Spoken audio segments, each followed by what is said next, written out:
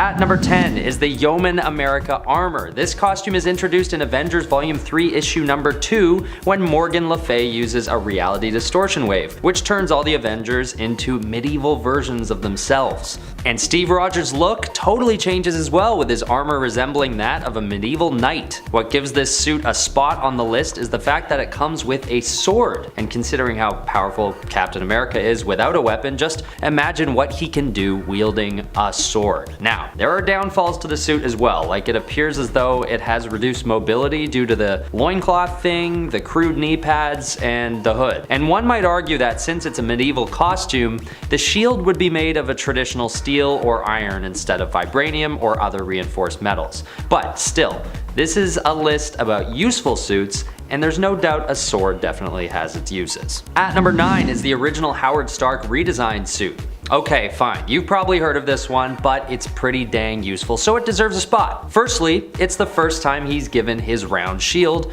with the star and stripes, and it's made of, as Howard puts it, all of the vibranium they had at the time of its creation. This means that this suit marks the first time that Steve Rogers has all the freedom he wants to use his shield as a weapon without any recoil from his blows. The suit is also made with carbon polymer flame-resistant materials, a bulletproof helmet, and a utility belt with a gun holster on it. And we all know that in the comics, Captain America doesn't typically have a gun, so this is a huge plus for this suit. This makes this suit a great choice to take out of the closet if ever Captain America is faced with a mission where he might come under fire and have to return some himself.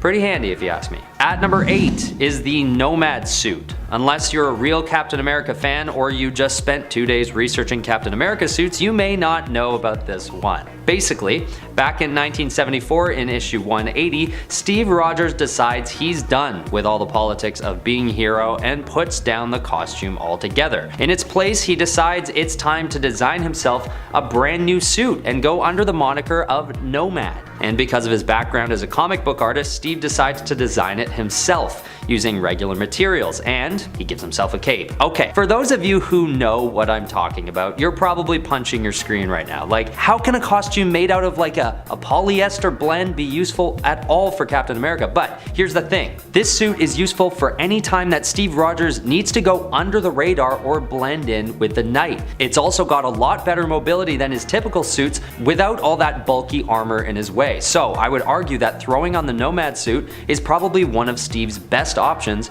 for a truly stealthy suit that he could use for covert operations. No one would recognize him, and even if they did, they might have a harder time chasing him down with what would probably be increased mobility and camouflage in the shadows. A bit of a stretch? I don't know. Let me know what you think about that one in the comments. Alright, at number 7 is his Soldier Supreme suit. During the Infinity Wars storyline, Gamora captures all the souls in the universe and puts them into a soul gem, which also accidentally creates what comes to be known as Warp World. In this dimension, every soul that she captures has fused with another, creating all these beings that are inhabited by 2 different souls each. Not only that, but history is rewritten, including all of these beings as though they'd always existed. And that's where Soldier Supreme comes in, an amalgamation of Captain America and Doctor Strange.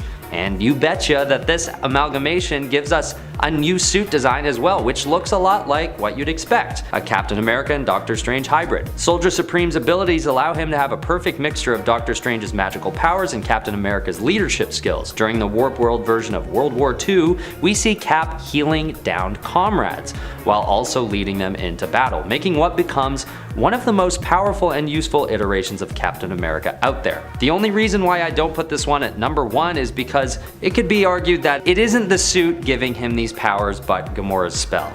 But his suit does appear entirely different when he's transformed, and that's enough to squeeze it on this list. Okay, at number 6, we have the Commander America suit, worn by a descendant of the original Captain America, Steve Rogers V. This suit appears in an issue of What If that poses the question, what if Cap and the rest of the team went up against the Guardians of the Galaxy? This suit has 5 generations of work done on it, giving it some added features that make the suit much more useful than the original, one of which is the space helmet. attachment that allows the user to travel in space. This is a useful development considering that there are some major events in the Marvel Universe that take place in the expanse of the cosmos, as well as on other planets with different atmospheres. In a hypothetical situation where Steve Rogers has a closet full of all the suits on this list, past and future, this suit would probably get taken out more often than you might think, for any conflicts that take the team into the void. It's also got some cool chrome shoulder pads as well for when he gets hit in the shoulder. Okay, fine, it's mostly about the helmet. Number 5, Deep Space Armor. This is probably the one armor on this list that most people have heard of. This suit was created when Tony Stark took a vacation from Earth and went out into space with the Guardians of the Galaxy. The suit can use an autopilot in emergencies and even allows Tony to control suits hundreds of light years away back on Earth. It's a modular suit too, allowing for things like enhanced back thrusters and wrist-mounted explosive launchers. It even has an extension that allows for lunar landings. It can travel at warp and sub-warp speeds, which is useful for space travel. Just overall for space travel, this suit is the most useful of all the Iron Man armors. 4. The Ablative Armor. This armor was pretty unique. It consisted of tons and tons of little honeycomb-shaped tiles that are all held together by a force field. The idea was that the tiles would break on impact, better absorbing impacts that a solid piece of armor was less useful for. Anytime a tile would be destroyed or fall out of the force field, it would be replaced by another tile, which is good for a suit of armor. These tiles could even separate from the armor itself and be used as projectiles or as countermeasures. Overall, it's just an armor with so many unique and useful capabilities, and I hope we see more of it. Hey you nerds, before we get on to the top 3, I just wanted to say a quick thanks for watching. I hope you're enjoying the video. If you are, why not hit us with a like and maybe subscribe? It really helps us out to continue giving you videos. Alright, moving on. Number 3, the Nano Iron Man Armor. Now this is a bit less of a traditional armor. When battling Fin Fang Foom, Tony initially used the giant Fin Fang Foom Buster armor, but when that failed, he instead shot a pod of thousands of Nano Iron Man armor microbots into the dragon thingy's blood. The bots were then remotely operated to investigate Fin Fang Foom and then fight his antibodies and travel to his brainstem,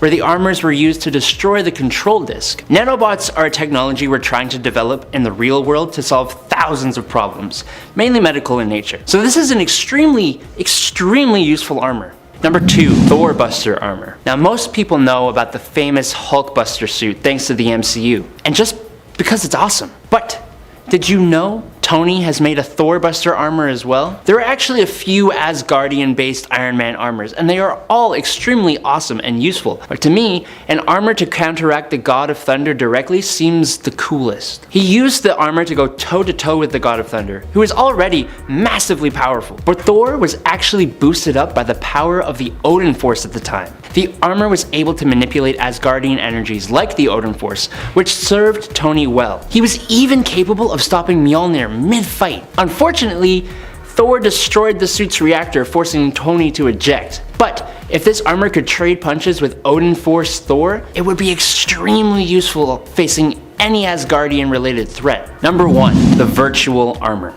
This suit is probably the most unique of all of Tony Stark's armors. It's also the most recent suit on this list. The virtual suit first debuted in Iron Man 2020 Volume 2, Number 5, when Tony Stark had his consciousness pulled out of his body to save his life, and it resulted in the Virtual Armor, which was made from the resources of the 13th floor, which is basically a virtual reality built of solid light. Look, it's hard to explain, okay? The virtual armor could allow Tony to create any weapon he can think of. It augmented his strength, it protects against weapons fire, and it's invisible by default, acting as almost a force field around Tony. It can separate to form a prison-like bubble. The suit even somehow still allows him to fly and protects him from the vacuum of space. I have no idea how it works. Like, at all. And it's the most comic booky thing I've ever heard of, but its almost limitless possible capabilities easily make it the most useful Iron Man suit.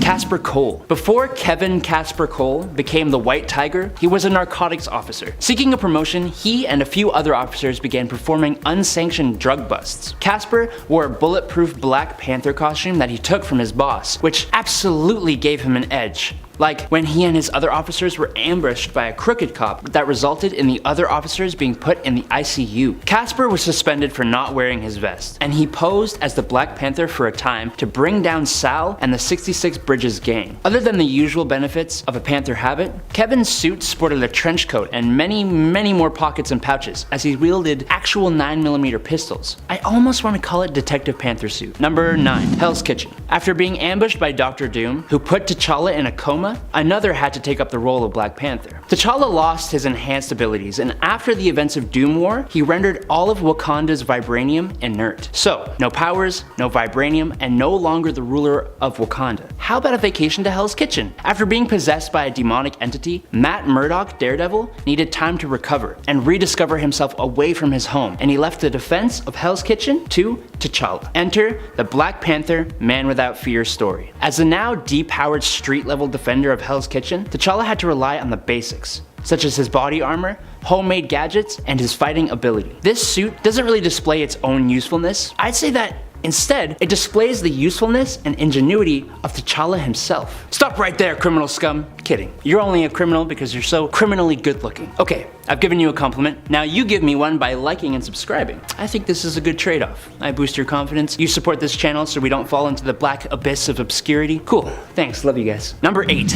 Wedding suit. A bit more of an unconventional pick for a list like this. Back in 2006, during the time of the Marvel Civil War storyline, a wedding took place. A wedding between the King of Wakanda, the Black Panther, T'Challa, and the X-Men, African princess, and some people say goddess, Aurora Monroe. Storm. The event itself was built up for a few issues in the 2005 Black Panther storyline, and in issue number 18, it finally took place. In this event, T'Challa dons a more ceremonial Panther habit, a gold necklace and a gold belt, and the classic cape. This suit doesn't serve a special function in combat outside of serving as a wedding suit, but marriage is its own kind of combat, am I right? Number 7. Ghost Panther. In this alternate reality, called Warp World, the character T'Challa was merged with the character of the Ghost Rider, Johnny Blaze. And can I just say how insanely amazing of an idea this is? The arrogant Prince T'Challa is exiled from Wakanda and goes to America, taking up the show name Johnny Blaze. After a fatal accident, Jericho Simpson, which is a warp between Brother Voodoo and Crash Simpson, invokes the demon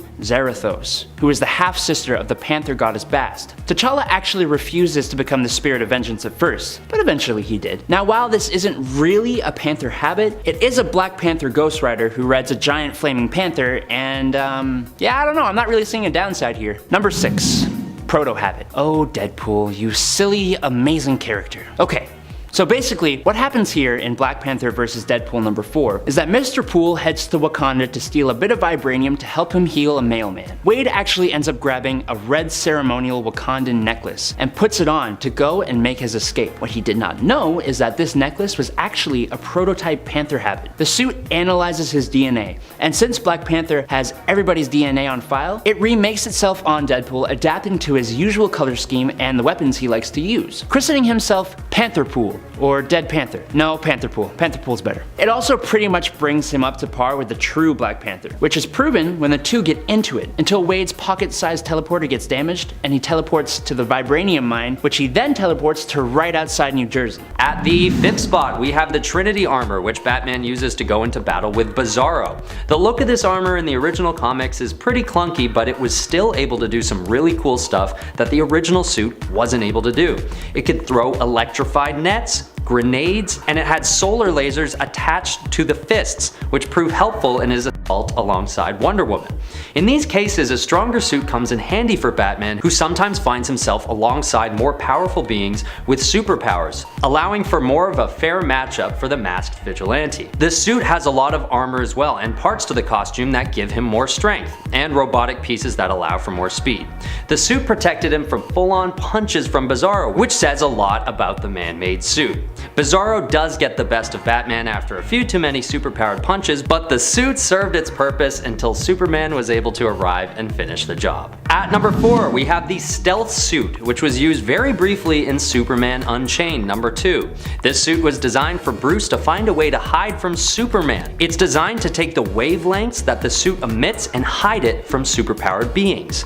Another plus of this suit is how light it is. Although Batman is usually up against run-of-the-mill human criminals, this suit would probably be the best suit for a real infiltration during an operation against anyone superpowered. Considering Batman is often outmatched in situations against superpowered beings, being able to hide and move around with a stealthy suit is hugely useful. And this suit is so obscure, I figure that only the real fans even know about it. Batman really has a knack for putting these suits together when he needs them most and then scrapping them. I hope they're made out of recyclable materials. Okay, at number 3, we've got the Suit of Sorrows. This one is really unique both because of its age and the tales that it actually has magical capabilities. Built during the Crusades in 1190 CE, this suit at first glance seems like a basic piece of armor, but it's known to actually cause the user to become more violent. And when it's gifted to Batman by Talia al Ghul, this proved to be true. The reason why this suit sits higher on the list is that it's the only suit that I could find which is actually known to be enchanted in some way. Every other suit uses some kind of complex human technology, but a magical Batman suit just had to fit on this list. Besides, it could come in handy if Batman ever needed to go extra hard on some of his enemies, helping him to abandon his usual heroic tendencies to help him go a little harder on the tougher foes. Not sure who or when this could be useful, but it just strikes me as one of those pieces that Batman might want to keep around for a day when he's really matched against someone pretty bad. At number 2, we have Batman's Insider uniform. This suit is created with extremely high-powered technology, allowing for teleportation. This suit is so cool because it's able to connect with Justice League teleporters, allowing the wearer to teleport anywhere on Earth. This, I'm pretty sure, is a first for any Batsuit, but there is a catch. The suit requires a lot of energy and needs to be recharged pretty often. But that's expected for a piece of human tech like this. The good news is that aside from being able to be charged by any typical power source, this suit can also be recharged through any source of power being directed at it, which hints at some pretty cool absorption powers against superpowered opponents. This suit was designed to have Batman fit into the Justice League more seamlessly with abilities that allow him to adopt powers from everyone else on the team. Although all the powers are limited to the energy supply of the suit, it has super speed mode to replicate the Flash, heat vision mode to replicate Superman, either through the eyes or the helmet's like central eye, willpower mode inspired by the Green Lantern rings, which offers a big concentrated blast of energy like the Owen power rings, and the suit also has camouflage mode inspired by Martian Manhunter, allowing the user to turn invisible. It also has a cord like that of Wonder Woman, which forces those ensnared in it to tell the truth, also being able to zap that foe with an electric shock just for a little bit of inspiration. And to top it all off, the suit allows for flight using magnetic fields. Just thought they'd throw that on the end there. Batman can fly in this suit. Okay, at number 1 we have the Justice Buster. This suit just looks absolutely insane, and it was used to take down the entire Justice League when Batman went bad on them. It's obvious by its appearance that it has enhanced armor, taking hits from supervillains with actual super strength, which is usually unheard of for Batsuits. And some of its very specialized offensive functions are its bind of veils, used to incapacitate Wonder Woman, its hyper-fast servers, used to process information faster than the Flash can run. This part of the suit was most expensive, as well as a hyper-fast cannon that can take out the Flash despite his super speed. This thing fires faster than Batman can even sense anything has happened due to the servers mentioned before, which is insane. He's able to take down Aquaman with his powdered magnesium carbonate cannon, which binds Aquaman's body in this goopy substance, preventing movement. An electromagnetic nerve tree used to defeat Cyborg, a citrine neuralizer which is used to defeat the Green Lantern, prevents him from using his ring. The fist of the suit actually contained red suns collected from dead solar systems, which is a weakness of Superman's, making his punches super effective against Superman in this suit. It also has plasma shields to defend against Superman's heat vision and thermal capabilities to protect against freeze breath. Wow, that's a mouthful. That's a lot of stuff, and I didn't even get all of it. This is objectively the most powerful suit in Batman's arsenal, having so much in it and so much use that he can actually take out one of the most powerful superpowered alliances in the cosmos. Wild. Number 10, stealth armor. Yes, Iron Man has a stealth suit.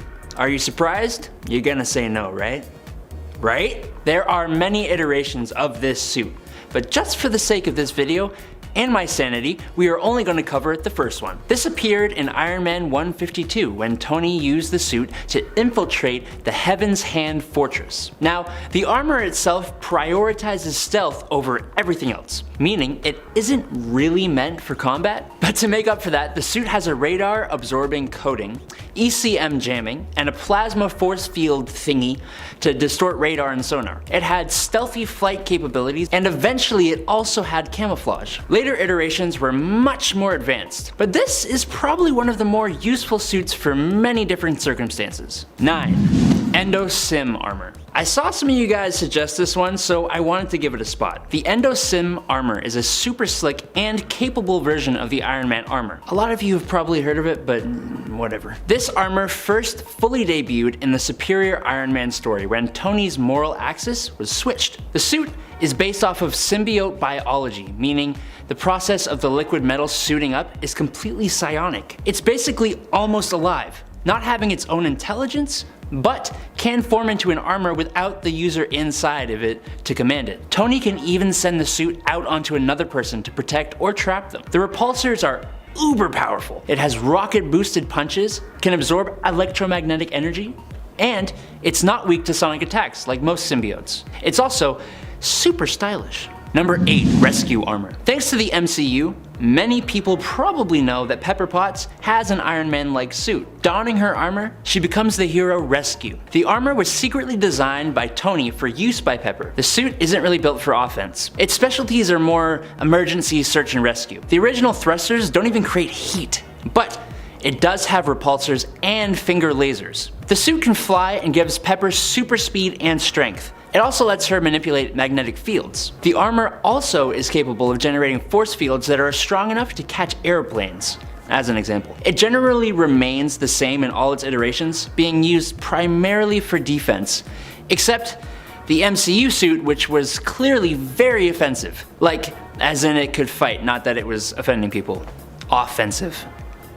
You get it. Number 7. Bleeding Edge armor. So the Bleeding Edge armor is a lot like the armor we see in the Infinity War and Endgame movies, meaning it's almost like a liquid armor. It's actually made of microbots, but hey, tomato tomato. The bots can take the form of clothes, other armors, or even beings upon Tony's skin.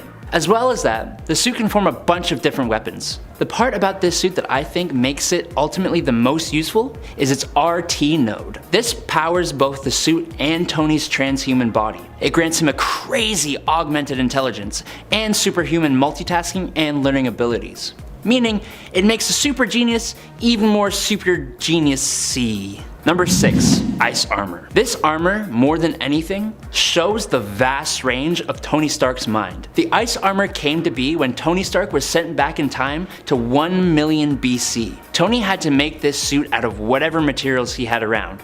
So at the time, it was a limited amount of vibranium that he turned into batteries and circuitry of his ruined modern armor. The suit defensively was kind of impressive, considering it was able to hold up against a fight with Mephisto, even if it got damaged. The weapon systems were super low tech, like so low tech it fired icicles. I'm sure this was pretty high tech though for 1 million BC. Okay, number 5, we've got the Spider-Man 2099 suit. This spider suit has a cape. Yes, it's kind of small, but it's a freaking cape. First worn by Miguel O'Hara in Spider-Man 2099 number 1, this suit was originally designed for Miguel to wear at a Day of the Dead celebration.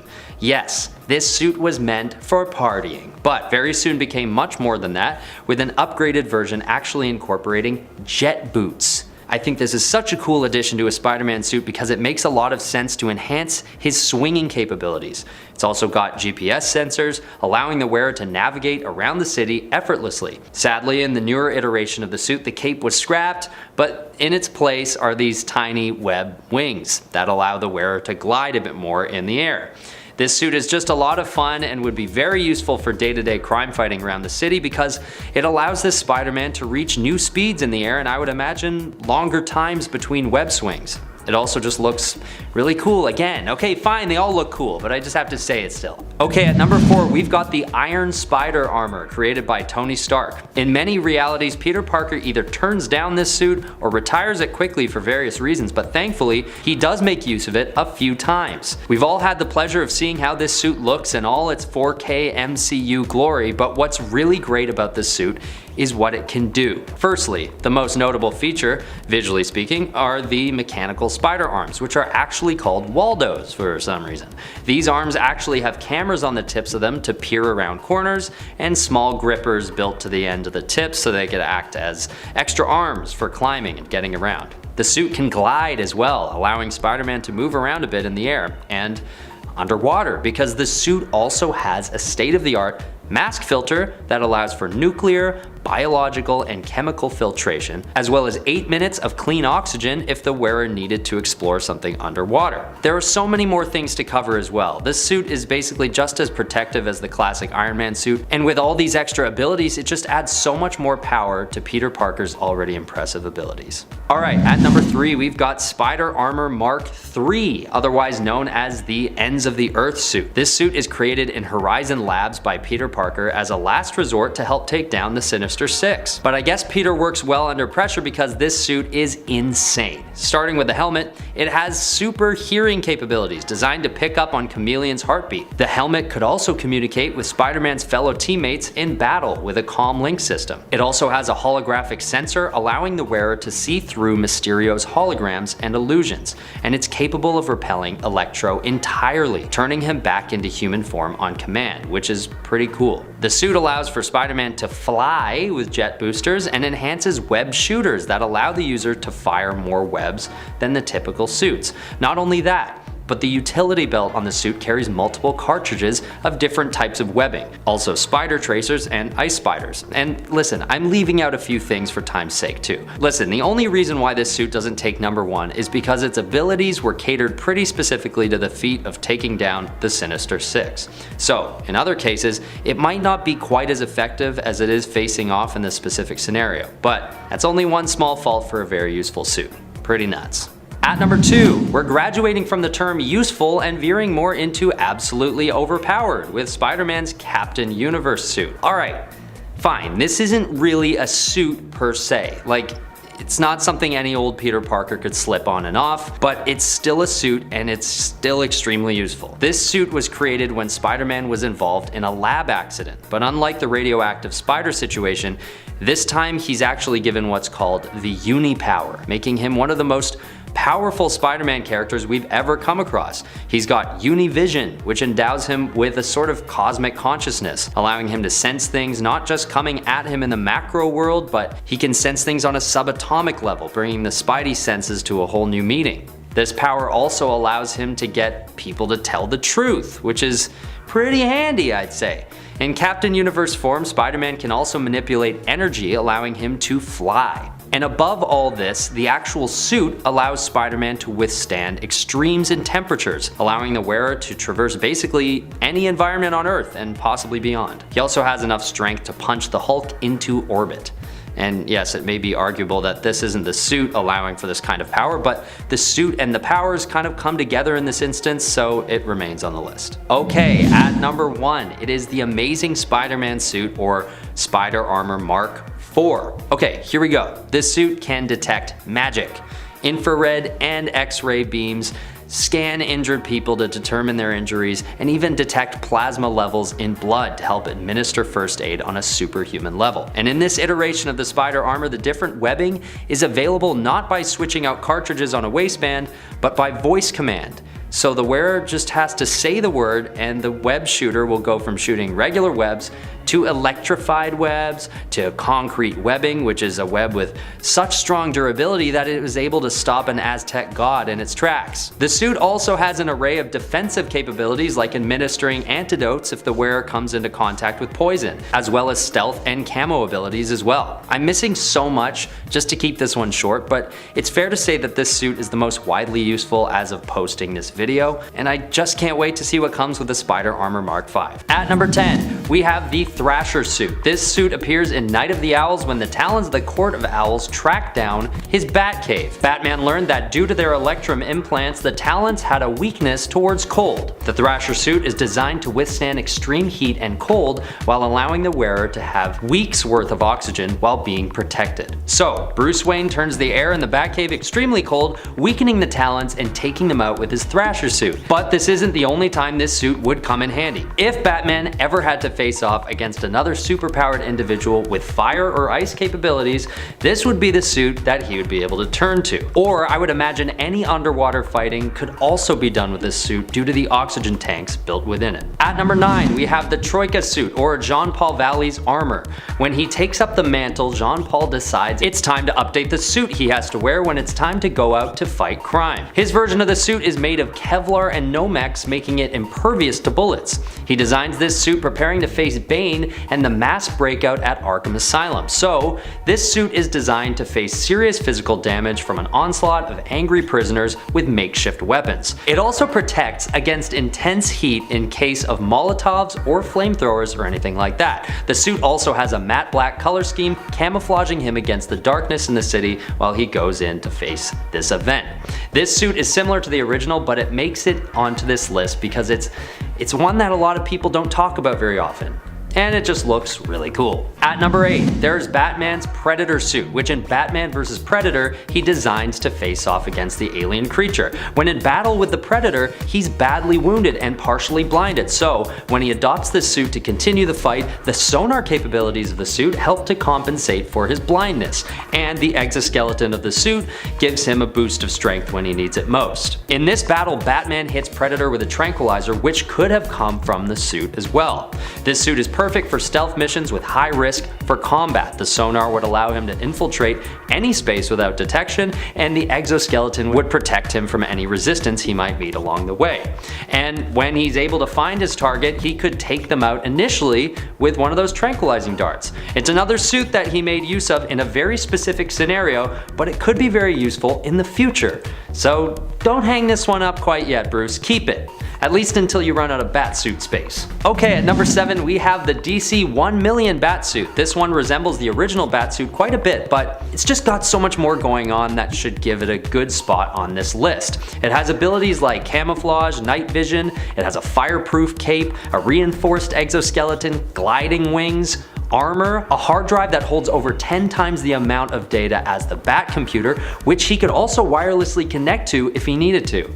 The suit also has electrical absorption and holographic capabilities. This one is just so supercharged that for the average Batman confrontation, no one would stand a chance. It still sits further back on the list, but only because some of these ones coming up really go above and beyond in the face of some pretty tough villains. At number 6, we have the Batwing suit, worn by David Zavimbi's successor, Lucas Fox. This suit has a faceplate, retractable cape, as well as an interior skin that reads his health at any given time and even offers first aid if needed. This could include hardening around a broken limb to hold it in place, or administering painkillers if there was no chance of taking a break from battle.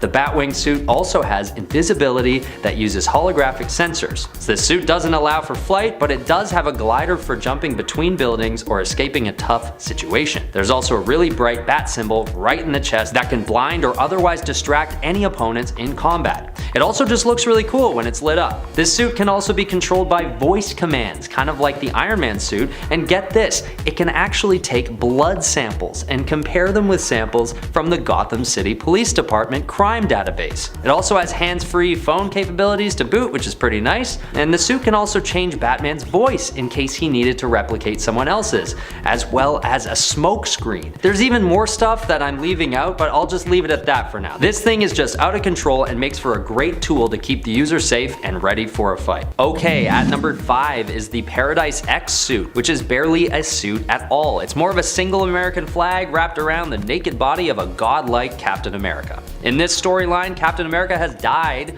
along with other superpowered beings we know, and they are living, or rather existing, in a celestial realm called Paradise X. And instead of the Avengers, they're called the Avenging Hosts. It's pretty out there, but basically Captain America is a ghost type entity with mystical powers in the storyline, and he is able to fly. He's also able to shapeshift and tap into the memories of the other entities in this Paradise X realm. So yeah, that's all well and good that he's super powerful, you say, but how is his suit useful? Well, this one may be arguably one of the most useful suits on the list, considering it's the only thing that's preventing us all from witnessing this supernatural Cap's celestial parts. I'm serious. That's the genuine reason why this suit takes a spot on this list. Sure, I could argue that it supports his supernatural abilities, but we all know it's just a cloth. A very useful cloth that protects this comic book series from an X rating. Useful? I'd say so. Bit of a stretch? Maybe.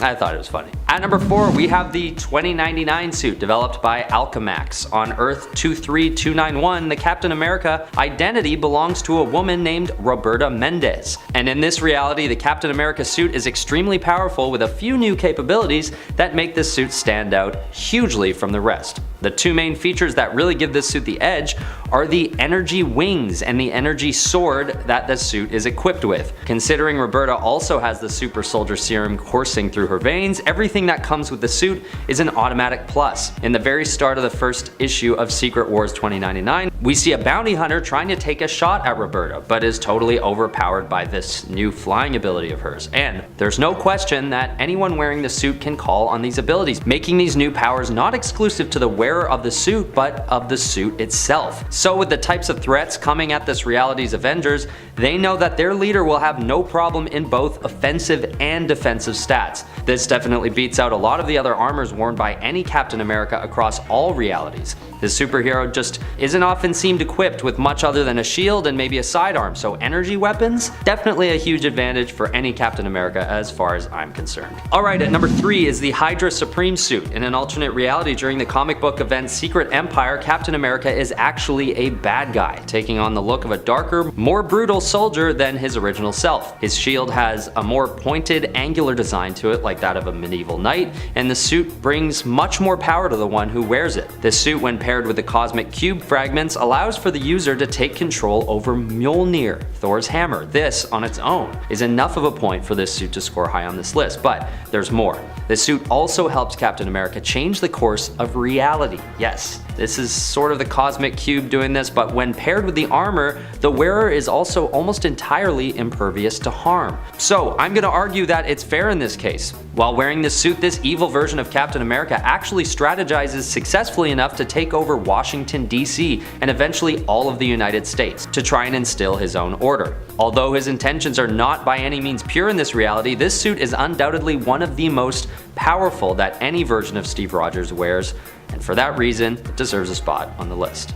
At number 2 is one you most likely have heard of before, but it needed to make it on the list just because of how insanely useful it is compared to the original suit, and that is the Sam Wilson Falcon uniform. This suit is given to Sam Wilson when Steve Rogers wanes off of the super soldier serum and gives up the mantle of Captain America. And it is a huge upgrade. Taking on the abilities of Falcon and Captain America at once, this suit allows for flight and rocket and machine gun fire out of the wings. On top of this, we see how strong these wings can be when used to shield Wilson in battle. This gives the suit the added bonus of a nearly indestructible full body shield made of vibranium, on top of the iconic handheld shield passed down with the Captain America mantle. The shield can also clip into a holster on his back, giving him protection from behind when he doesn't see it coming. This suit is such a major upgrade from the original and could probably be maneuvered by anyone who puts it on, giving it sophistication. So there's no arguing that this suit on its own could be pretty useful to anyone with fighting and piloting skills, and it's probably one of the closest things that Captain America has to an Iron Man suit,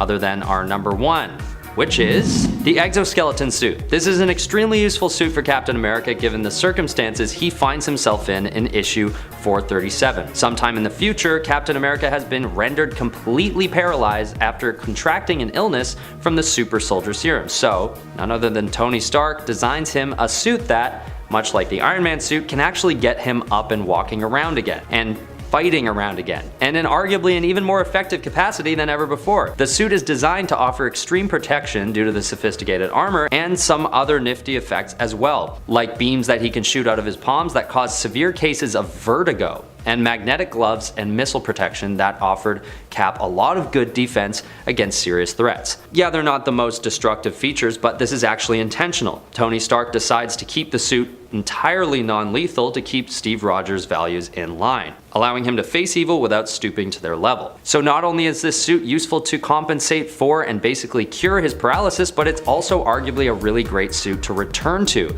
if he's ever facing an offensive threat that might require heavy armor. He can also call on the armor to attach to him within seconds because he was, totally paralyzed. But this is also a feature that's basically unprecedented for Captain America and would be useful with or without the plight of full body paralysis. Number 10. American Civil War. In What If Captain America #1, Captain America first actually appeared in 1863 as a member of the Union in the American Civil War. This version of the Cap didn't actually receive his enhancements from a super soldier serum like he does in the mainline continuity. Instead, after being mortally wounded with an encounter with an exceedingly evil and racist version of Bucky Barnes, he's reborn by a version of Sam Wilson, who was taken in by the Shawnee, and who conjures an ancient eagle spirit that makes both Rogers and Barnes the same on the outside as they are on the inside. His suit was more Civil War era appropriate, wearing a coat, pants, and boots of the era. His classic helmet was replaced by more of a headdress, with a shield made of an unknown bulletproof material. This version of Captain America could actually summon a spirit eagle that would fight on his behalf. The uniform was supposed to represent unity of all the peoples of America, which is what this Captain America fought for. Number 9. Spirit of 76. When the original Captain America and Bucky Barnes went missing in action in 1945, the role of Captain America was kept alive by William Naslund, who was formerly the hero known as the Spirit of 76. First showing up in Captain America Comics number 49, William took on the role after being asked by President Truman. He was given a version of the uniform that was extremely similar to the original. The only real difference is the shield. That wasn't the original indestructible one. It instead was made of steel. William Naslund himself dedicated himself to being on par with the original Captain America. He just didn't have the powers. The suit's main function was to keep the idea of Captain America alive after the original's death. It also explained for comic fans why he was still around in active service after he supposedly died. So there's that. Number 8. The Captain. First appearing as just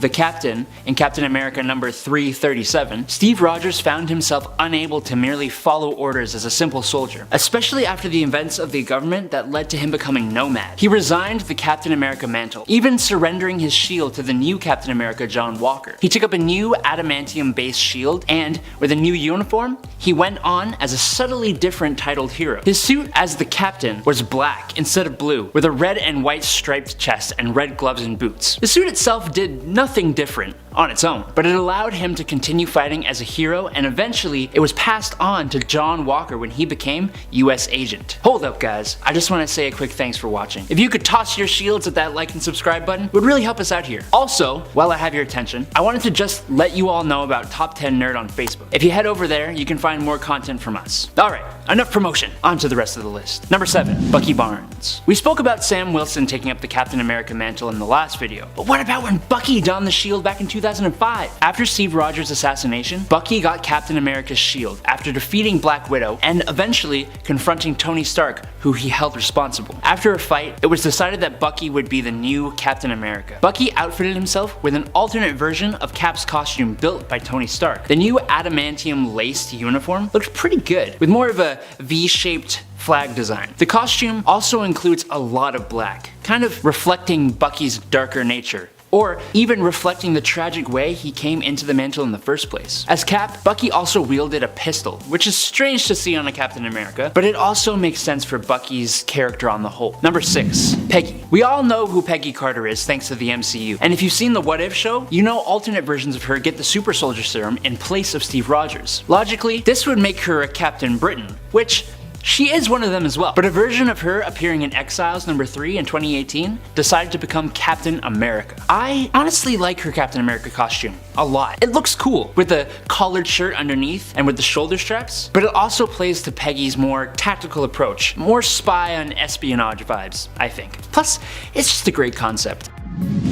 Shuri's suit. As I said before, There was a point in time when T'Challa was attacked by the forces of Doctor Doom, putting him in a coma. The one who took up the mantle of Black Panther was his sister, Princess Shuri. Along with the powers that come with consuming the heart-shaped herb, Shuri also received a panther habit. None of us should be surprised to know that Shuri herself, while being perfectly capable of hand-to-hand combat, prefers using weaponry and tech. This is reflected a little bit in her habit, which is a bit more tech-savvy. Her tech and weaponry include a truncheon, capable of dishing out electric shocks, shock nets, snake bites, which are pellets used to immobilize enemies by releasing knockout gas, and desert sand, which are microscopic sand-like devices that can release an EMP. The claws on Shuri's habit were made of vibranium shells encased by adamantium, which is a little overkill, but nice. She also used to carry standard Wakandan-made spears. She now appears to have Zuri's Spear of Bashenga, which belonged to the founder and first king of Wakanda. Number 4.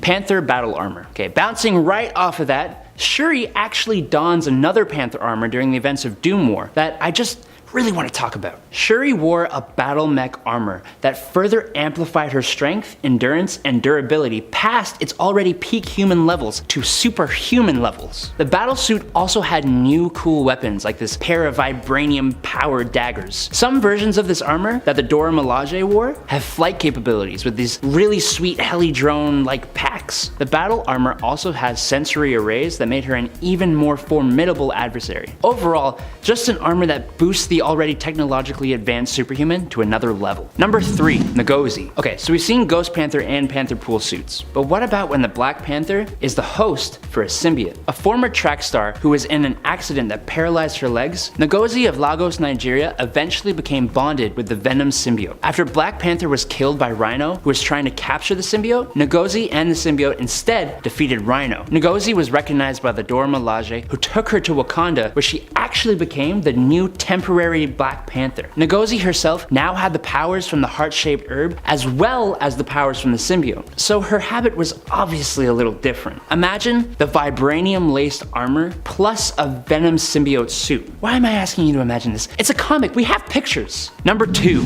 Heavenly Armor. This new thrice-blessed lightweight suit first appeared in Black Panther Volume 4, number 13, when he teamed up with Blade to fight vampires, which just the idea of that kind of sounds really cool. But this suit just makes it better. This suit has been consecrated in the name of the Panther God, and alongside the suit, he also wields the ebony blade of the Roman Catholic Church. This suit offers him other defenses and abilities than his regular suit. For example, it defends against attacks of a mystical nature. This Panther habit also allows him to fly if he reaches the right speed. It is also incredibly badass. I just wish we got to see more of it. Number 1.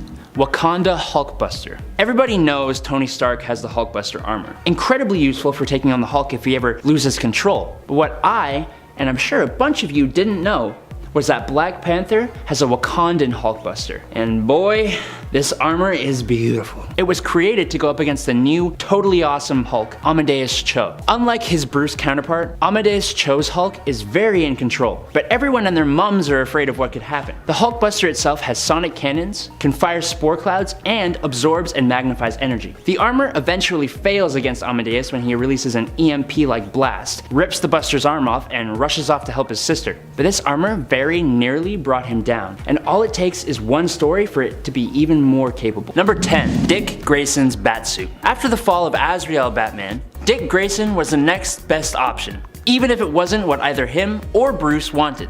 Grayson made some significant changes to the Batsuit to better the suit to his style and preferences. For example, he said, "No capes!" just like Edna Mode from The Incredibles. No, he didn't, but I wanted to say it.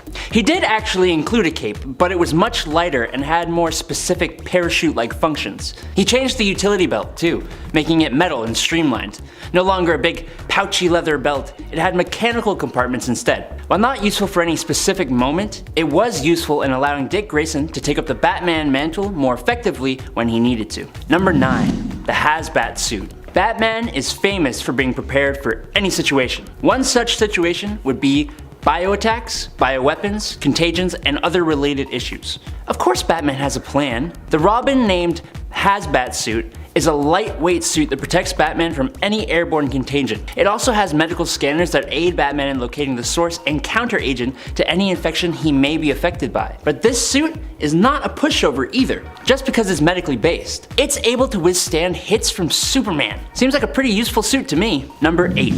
Azrael. After the extremely famous Batman moment where Bane broke Bruce Wayne's back, there was a need for someone to take up the Batman mantle. Bruce Wayne's choice ended up being John Paul Valley, otherwise known as the anti-hero Azrael. Due to his mental conditioning, while with the Order of St. Dumas, he was a much more violent Azbat, even allowing people to die. His suit reflected not only his violent tendencies, but the era in the 90s that it premiered in. John Paul created a gray, yellow, and blue battle suit with red accents. It had flamethrowers, gun batarangs, claws, and a night vision helmet. His violent ways forced the return of Batman, and the sweet suit was abandoned. But some of its capabilities would certainly have been useful in lots and lots of situations. Number 7. Superman Red Sun. We don't actually know a ton about the Batman of the Superman Red Sun story, other than his origin. What I picked up from actually reading this comic is that this version of the Caped Crusader is a bit more of an improviser, making use of what he has more than being able to purchase absolutely everything he needs. His suit and even the Batcave actually kind of reflect this. It's less form-fitting, being more like a coat and snow pants. And he even sports a Ushanka-style cowl. He also had more pockets and pouches all over and is seen with a bat-shaped axe grappling hook type weapon thingy. Due to his position as leader of a terrorist group, he carries bombs alongside his usual gear, and he even had a Batman-shaped dummy somewhere in one of those little tiny pockets. Number 6. Kingdom Come. In the story Kingdom Come, we see a world set 20 years in the future, when the noble, great heroes had mostly all retired, giving way to a younger generation of anti-heroes. Bruce Wayne had his identity revealed and had been crippled by Bane and Two-Face. This, along with his natural human aging, caused him to retire. But it's Batman, and he will never fully be out of the game. He completely turned to the Bat side, becoming the Batman, abandoning his real name and taking rule over Gotham City from his Batcave with an army of robotic Bat Knights. But this is a list about Bat suits. His new Bat suit is a mechanized power armor that allows Batman to fight in hand-to-hand combat despite his past injuries. The suit comes with grappling hooks, lasers, and sharp blades, and it can even allow Batman to fly. If that weren't enough, not only does it allow him to move like he once did, it actually gives him super strength as well. Number 5. Upgraded Advanced Suit. The Advanced Spider-Man suit in the Marvel Spider-Man video game always deserves a mention, but it's literally on the cover of the game. So another armor native to that game though comes to mind. That's the Upgraded Advanced Suit. Peter creates this armor out of the same material that Dr. Otto Octavius created his cybernetic limbs with. While he originally made this suit as a side project, it became extremely useful when Doc Ock became his sinister self. The suit allowed Peter to be able to actually stand up to his old mentor, and it looked really good doing it. All black metal-like material with the yellow eyes and the spider symbol. After I beat the game, I definitely used this as my main suit, and you know what? It's actually worn on top of the advanced suit, so I'm kind of hitting 2 spiders with 1 stone here. Number 4. Spider-Man Carnage Doppelganger. We all know Spider-Man had the awesome Black Venom symbiote suit, but did you know Miles Morales had one too? When he was forcibly bonded with a symbiote by Carnage, the resulting suit is a corrupted looking version of Miles' already awesome suit, with a jaw, splashes and spirals, and ripped gloves and boots. It also changed colors when in a fight. Just like Peter, Miles eventually got control of the suit, changing its look with red streaks under the eyes. Also, the spider logo was skinny and the legs extended and wrapped around the shoulders and thighs. This suit was both useful and detrimental. All the perks of having a symbiote bonded suit, but also with all the cons. It didn't last as long as Peter's run with the symbiotic suit though, which sucks when you know how much better it looks. Don't kill me in the comments for that. Hold up. Hey, before we carry on, I just want to say thanks. Thanks for being you. Thanks for watching. Thanks for hitting that like button. And if you did it, thanks for subscribing. It means a lot to us here. Okay, now let's carry on before I get too sentimental. Number 3, the black cloth suit. After Peter Parker defeated Venom and removed the symbiotic suit, his girlfriend at the time, Black Cat, gave him this black cloth Spider-Man suit that was thankfully not a symbiote. Her reasoning was that, well, to put it plainly, she thought he looked sexier in the black suit. Hey, We all know black is sexy, okay? He was initially resistant to the idea, but he had to wear it because his other suit shrunk in the wash. Yes, that's the actual reason. Peter Parker problems, am I right? Really, it was because fans loved the black suit. I am one of those fans. The black suit and his traditional suit were swapped in and out from time to time, and the black suit was even his primary suit for a while when the other one was destroyed. This suit was useful for Peter as his girlfriend loved it and fans loved it. Oh, and it was really good for stealth and intimidated the hell out of bad guys. Yeah. Number 2, Fear Itself suit. If you don't know about the Fear Itself story, well, change that, please. It's an awesome story. Basically, the brother of Odin, who is evil, returns and sends these magical Mjolnir-like hammers to Earth that corrupt heroes and turn them into his chosen.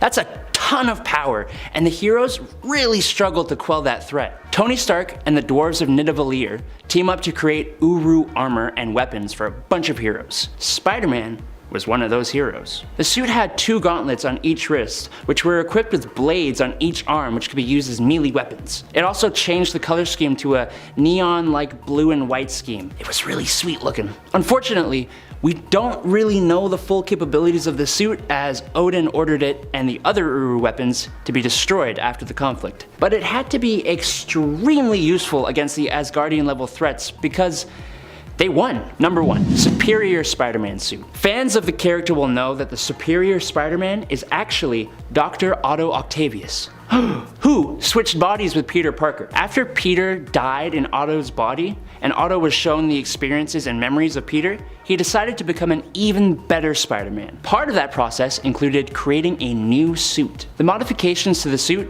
weren't just aesthetic. Otto added a heads-up display on the lenses. All of the fingers on the gloves have retractable claws on them, and the big toe on both boots is separated from the rest of the boot, and both have retractable talons, which is kind of weird. He also added carbonadium in the mask to prevent mind switching. He added a built-in communications device to activate nano-spider tracers, and created spider arms on the back. When Peter came back, surprise, he used the suit with energy weapons and extra arms in order to defeat Itsy Bitsy. Yes, that's a villain. This suit was much more advanced and also looked pretty awesome. Number 10, the Arctic Armor. First appearing in Iron Man number 318 in July of 1995, the Arctic Armor was made to withstand the harsh temperatures and conditions of the Arctic. While mainly used by Tony so he could access his secret Arctic bunker, the suit could be used in other cold weather situations, like if he had to fight an Arctic-based villain. Being in Canada, I would absolutely find a use for this suit. For example, I could use it to walk to work without the air hurting my face. Number 9,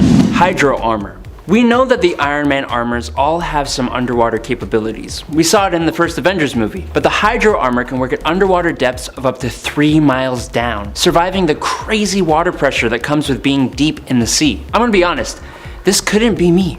The ocean makes me wet my tighty whities, but I guess when you've got like a tri-beam style unibeam, mini torpedoes, electrical field generators, and an octopus style black ink thingy, you are a bit more safe. Number 8, High Gravity Armor. I like this one. Even if its design is goofy, it's something I think would actually need to be taken into account. This suit was made to help its wearer withstand the increased gravity conditions of hyperspace travel, helping the body keep blood in the limbs, not just the torso, and those huge feet helped with moving around. The suit helped Tony withstand 50 Gs, but his actual limits haven't really been explicitly mentioned. It didn't stop Tony from passing out from G-Lock though, and it definitely didn't stop him from puking, but it cleaned him up and disinfected him, just like a good friend after a party. Number 7, Cold Iron Armor. Everything in the War of the Realms related stories is just so metal. The Cold Iron Armor first appeared in Iron Man Volume 5, number 24 back in 2014, and came to be when Tony was on a stealth mission in the dark elf homeworld of Svartalfheim. The armor itself is actually worn over top of another suit, and it's completely made of iron. Iron is actually a metal that is lethal for dark elves, so it's kind of weird that Iron Man wasn't the first one called, but this is actually an Iron Man armor. Like, actually iron. Its weapons include a fireable iron hook, a cloud of iron nails, and these super sweet iron claws on each arm. Just look at this thing. Number 6, God Killer Armor Mark II. Bet you didn't know that Tony Stark had a celestial-sized suit of armor powered by 8 nuclear reactors that is just casually orbiting Mars. Or I guess if you read Avengers Volume 8, Number 5, you would. This armor entered the fray when the Dark Celestials attacked the Earth and battled alongside giant versions of She-Hulk, Thor, and Ghost Rider. While there are other versions of the God-Killer armor, this one is my favorite. And the fact that it was kept orbiting Mars just in case really feels like something Tony Stark would do. Number 5, Iron Destroyer armor. During the Fear Itself storyline, the god Odin let Tony Stark have access to the forges of Nidavellir to create weapons to counter the Serpent and his forces. Tony created a whole bunch of Uru metal weapons for himself and a group of other heroes. Tony merged the systems of his Bleeding Edge armor with the Uru metal, turning it into the Iron Destroyer. When Odin left back to Asgard at the end of the fight, the powers of the Uru weapons and the Iron Destroyer armor disappeared. So Tony removed the Uru from the suit and gave it back to the forges along with the rest of the weapons to be melted down and reforged into something else. This armor, as well as the other Uru weapons created, were so sweet. If he could have kept it, the armor would have been extremely useful against so many different threats. Number 4, Renaissance armor. The Renaissance armor first appeared in Iron Man Volume 3, Number 1, and was created to be a safe. The Renaissance armor first appeared in Iron Man Volume 3, Number 1, and was created to be a safe armor. Safe from exposure to other suits' power systems that were causing health problems.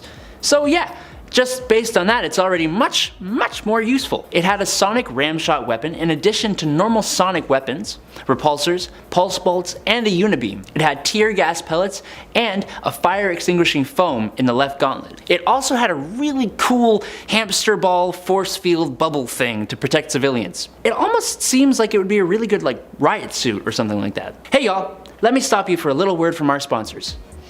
It's you. Thanks to all your support, we're able to keep bringing you these videos. So thanks a lot. And don't forget to shoot your repulsors at that like button. Okay, on to the top 3. Number 3, the Phoenix Killer armor. The Model 38, or the Phoenix Killer armor, first appeared in Avengers vs. X-Men Number 5, and was created to counteract the Phoenix.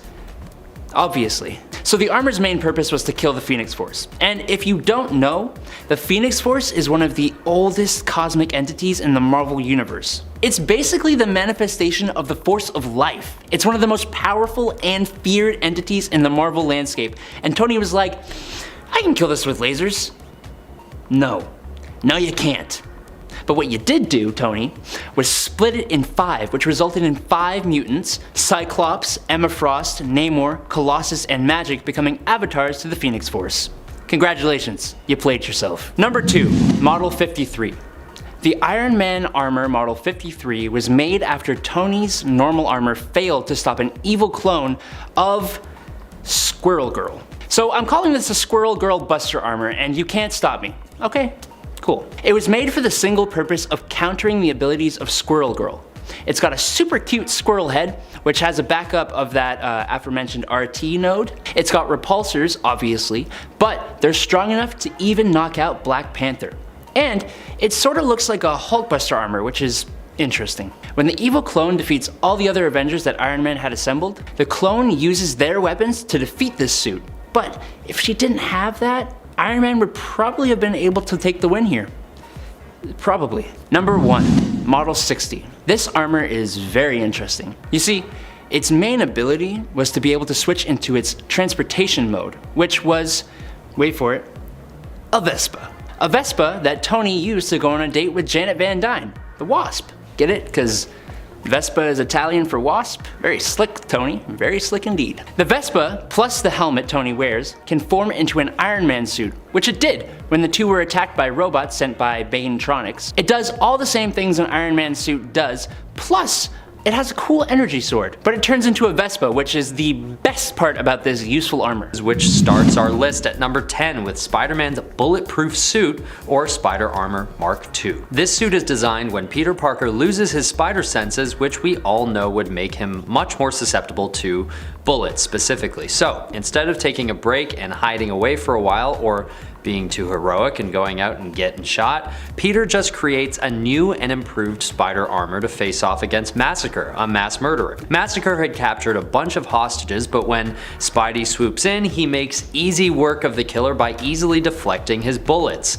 The suit's magnetic webbing also interferes with the villain's ability to remotely activate traps, which I'm not sure was planned or not, but hey, the suit comes through again for Spider-Man in that way too. This suit was very useful for this very specific situation, but sits back on the list just because there are simply much better suits coming up. Okay, at number 9, we've got Spider-Man's Electro-Proof suit. This suit was created in Amazing Spider-Man number 425 in an effort to get a one-up on Electro, a villain who we all know has electric powers. The reason why Peter Parker hadn't come up with this idea before is that it just didn't seem necessary, as Spider-Man could usually find ways to outmatch Electro. But this time, Electro had found a way to supercharge himself and become even more powerful than ever before. So, Spider-Man decides to design a brand new suit which also just looks really cool. Although it was first presented in the comics, the suit can also be used in 2014's The Amazing Spider-Man 2 video game for PS4. Okay, number 8 goes to the SP//DR suit. Kinda says spider in a fun way. This suit is featured in the hit animated movie Spider-Man Into the Spider-Verse, but was first introduced in the comic event of the same name. The suit is controlled by Penny Parker, who's taking over for her late father, who used to man the suit. What's interesting about this armor is that it's partly controlled by a living radioactive spider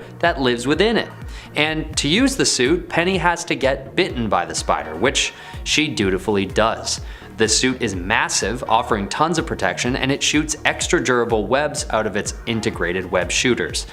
And a suit that's mechanized and able to shoot webs even stronger than those of the original Spider-Man comes in handy when facing off against bad guys like Penny's universe's Mysterio. In a big face-off, the suit proves useful when Penny is able to avoid the effects of a nauseous gas emitted by Mysterio, so it seems like the suit also offers some pretty effective filtration. Not the most versatile suit, but an interesting one that might come in pretty handy in certain situations. At number 7, it's the Stealth suit, also known by fans as the Big Time costume. After facing off against the new Hobgoblin in The Amazing Spider-Man number 649 and 650, Peter goes back to Horizon Labs, where he'd been working a day job, and designs the suit to be better, well, suited for the fight. This costume is extremely useful in that it's got a few different settings for different matchups. In camo mode, the suit turns green and keeps him invisible both visually and audibly to anyone who he doesn't want seeing him. This means that through certain lenses held by his allies, the green outlines can be seen, so they know where he is in battle. The other mode is called anti-sound mode, which turns the suit red,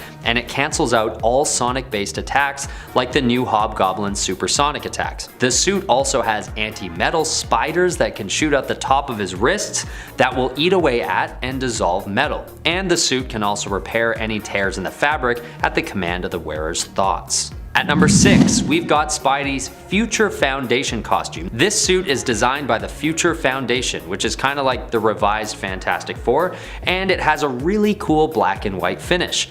But that's not what this list is about. The suit is also extremely handy and implements some pretty futuristic technology known as third-generation unstable molecules.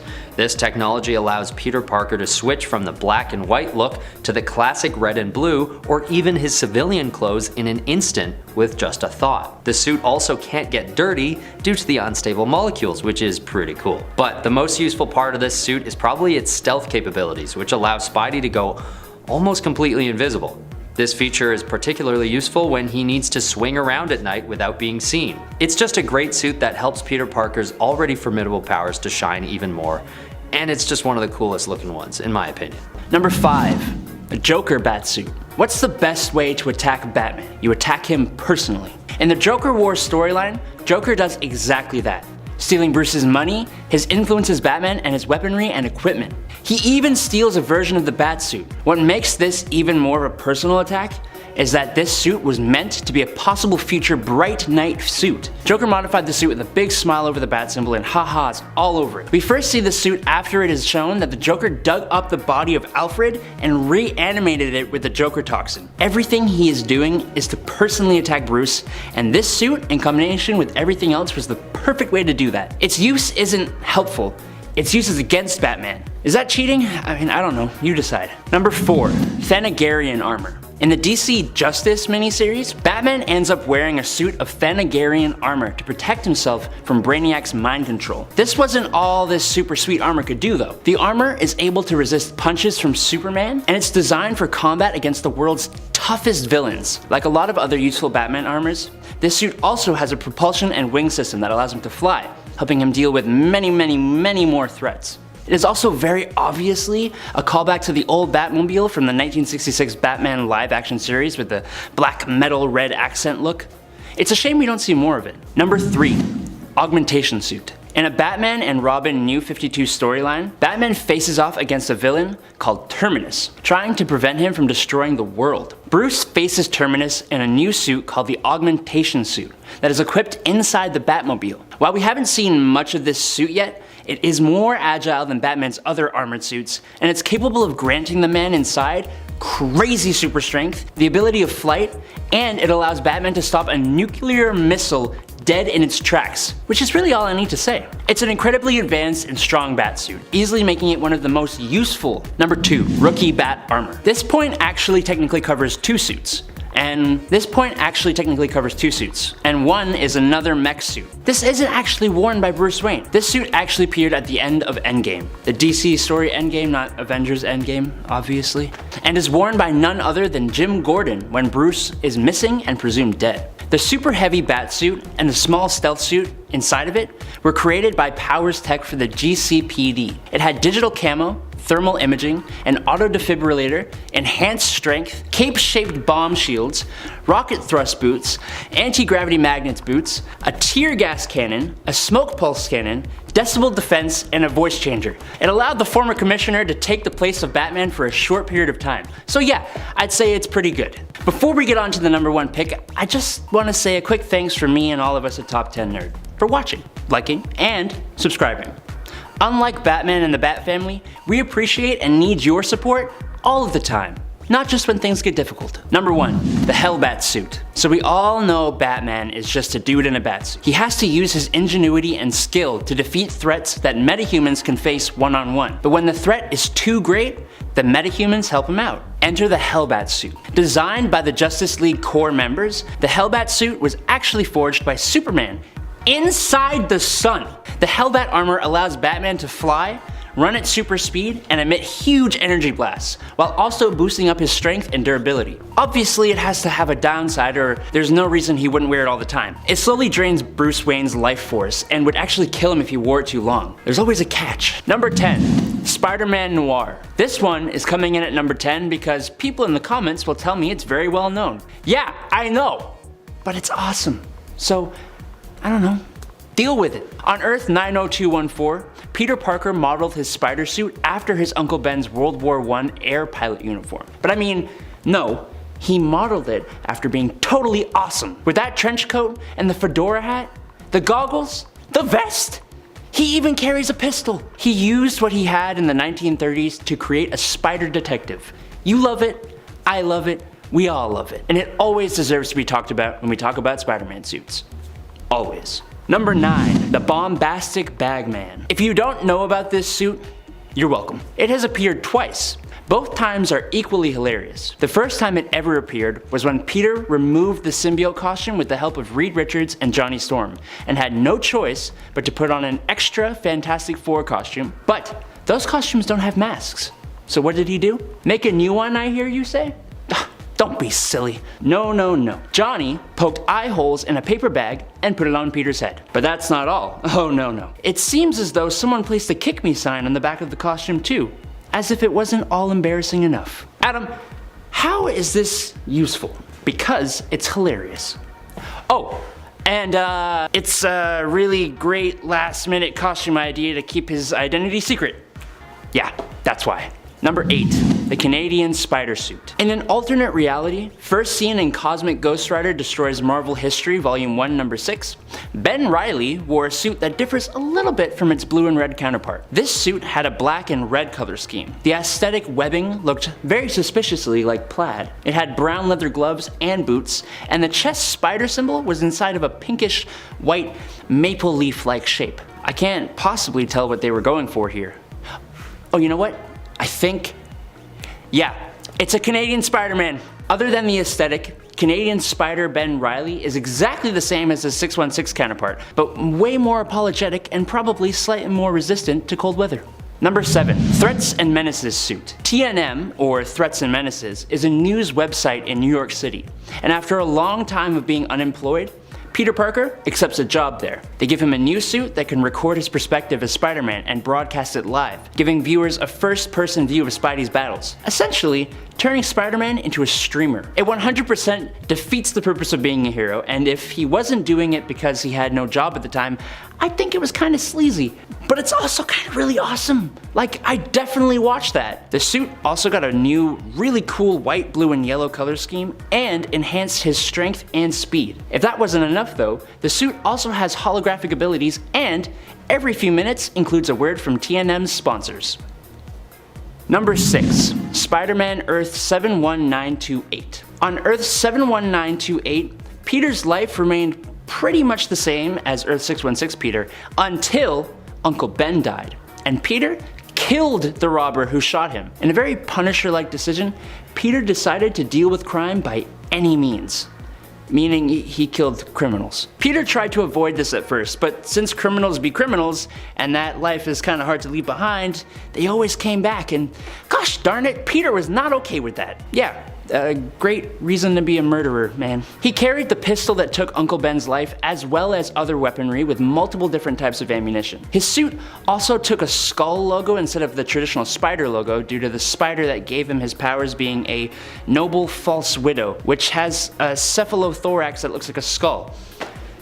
Yeah, okay Marvel. You know, I'm seeing a lot of Punisher parallels here. Strange. Number 5. Secret Avengers. When Steve Rogers became Commander Rogers of the Secret Avengers, he adopted a new suit design. It's actually very similar to, and was the inspiration for, the MCU Captain America Winter Soldier suit. The suit itself is more subtle, featuring a darker blue color with a silver star emblem and stripe design. It reflects the serious, darker tone of both the Secret Avengers stories and that MCU movie. In the movie, it is referred to as the stealth suit and offers more maneuverability and a more Kevlar armored design. It's also Chris Evans' favorite suit. It's a suit that allows Steve to step out of the role of Captain America, always doing what is expected, and instead act as himself and make the tough calls. Number 4. Iron Cap. This alternate version of Cap first appears in Bullet Points number 1. After Dr. Erskine was assassinated, the Super Soldier Serum program had to be scrapped, and Steve Rogers, still wanting to serve his country, agreed to join a program that saw him medically grafted to a giant suit of Iron Man armor. Obviously, this is different from most other normal Cap suits. This suit resembled the first few iterations of the Iron Man armor, with many of its capabilities. The suit, however, took a huge toll on Steve, who even went through rigorous stamina and strength training. He was eventually killed in the suit when he was sent on a mission to subdue the Peter Parker version of Hulk. The story, Bullet Points, is really interesting, serving up alternate versions of characters in interesting ways. Check it out if you have the chance. The art is also amazing. Number 3. Danielle Cage. As the child of Luke Cage and Jessica Jones, Danielle Cage has a lot to live up to. In one possible future, and many others, Danielle exceeded all the expectations by taking up the mantle of Captain America. She was among the heroes who were summoned to the future to end All-Father Ultron's tyrannical reign. First appearing in US Avengers number 1, Danielle herself inherited the bulletproof nature of her father,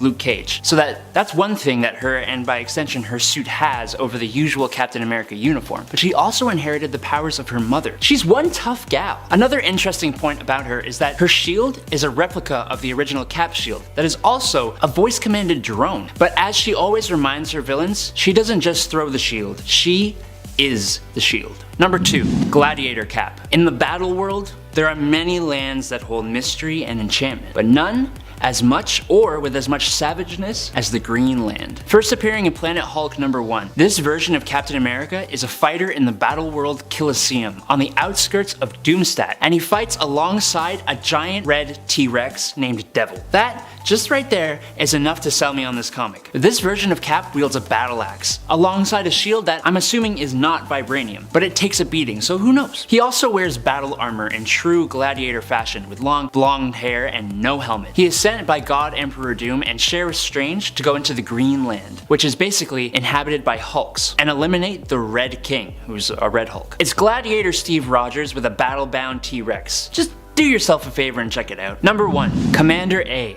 or Kiyoshi Morales. When a group of 5 Captain Americas from different realities are brought together, we get a look at 2 who have not yet been seen before. But the one I want to talk about here is Kiyoshi Morales, the great grandnephew of Luke Cage and the 25th century's Commander A. His uniform is quite unique, as is Kiyoshi himself, standing tallest and most imposing among the Captain Americas gathered by Toph Key. Instead of a vibranium shield, Kiyoshi's suit can generate energy shields on each arm, similar in appearance to the normal Captain America's. His suit is much more advanced as well, as you'd expect from the 25th century Captain America stand-in. It features a neuro web, which allows him to tap into wireless systems and it stores information. He himself is just super cool and probably my favorite of the members of the Captain America Corps.